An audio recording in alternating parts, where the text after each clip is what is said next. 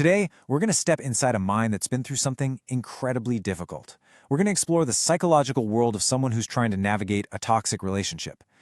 From the outside, it can seem to defy all logic. Our goal here is to try and find some clarity in all that chaos, to really understand what's shaping their reality. So, let's start with a question that sounds, well, just plain wrong. What if 1 plus 1 equals 3? I know, it's absurd. We're taught from childhood that's impossible. It goes against the most basic rules we use to make sense of the world. But I want you to just imagine, for a second, living in a world where that kind of broken logic is your reality every single day.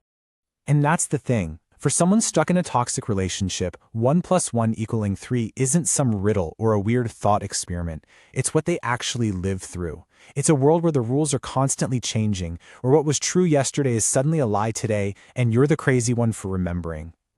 So let's get right into it. Section 1. A world where logic breaks. We're going to explore that foundational feeling, what it is actually like to live in a world where the ground is constantly shifting underneath your feet. When you're living in this mental landscape, the future just turns into this thick fog.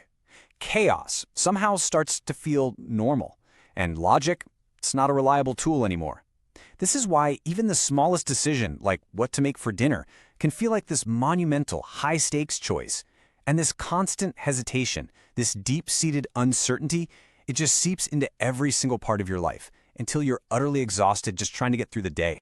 There's actually a psychological term for this state. It's called cognitive dissonance. It's that intense mental stress you feel when you're forced to hold two completely contradictory ideas in your head at once. Like, he loves me and he hurts me.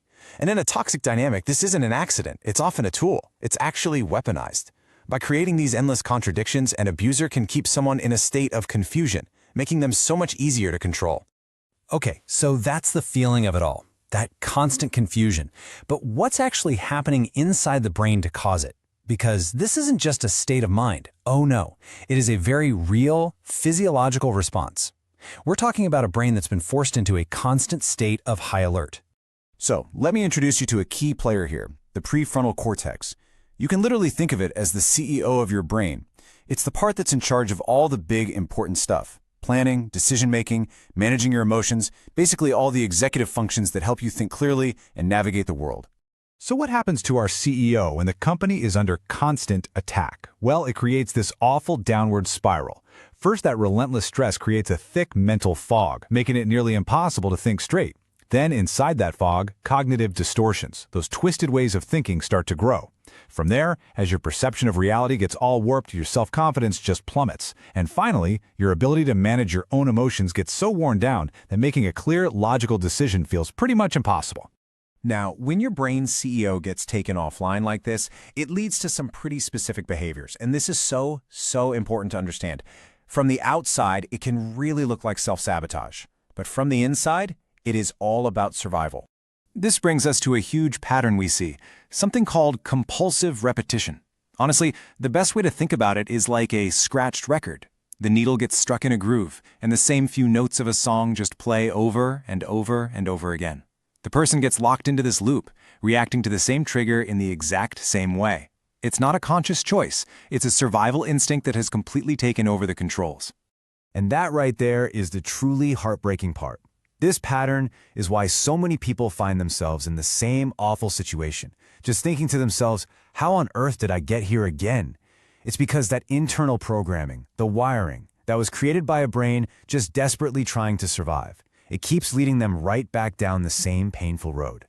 All right, this next part can be really difficult to understand from the outside, but it's crucial. To get by in an environment this hostile, a person might start using behaviors that can look manipulative. But we absolutely have to understand the why behind them. This slide just illustrates the critical difference perfectly. We have to draw a massive, bright line right here because the intent behind an action is everything.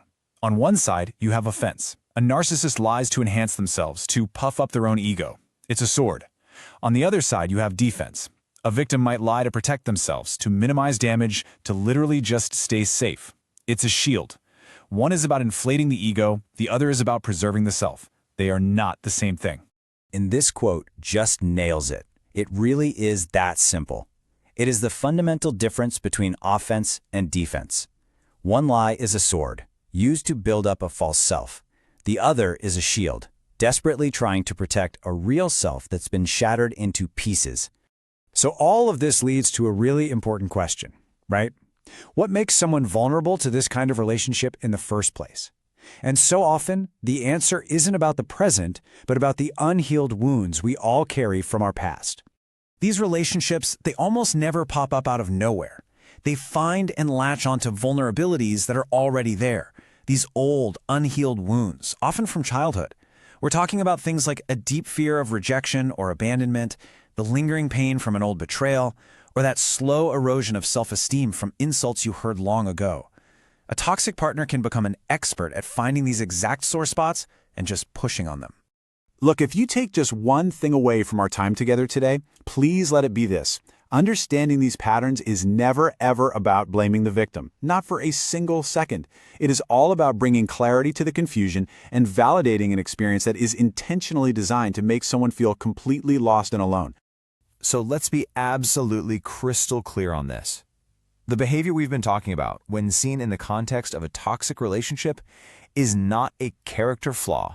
It is a complex adaptation for survival. And when we see it that way, we're not seeing weakness anymore, are we? We're seeing these incredible, complex mechanisms that a human brain developed under extreme pressure simply to make it to the next day. And that leaves us here, with a really powerful question to think about. If we can start to see these behaviors not as personal failings, but as brilliant adaptations for survival, well, that changes everything, doesn't it? It completely reframes the whole conversation and forces us to ask, what does the path to real healing, to true recovery, actually look like then?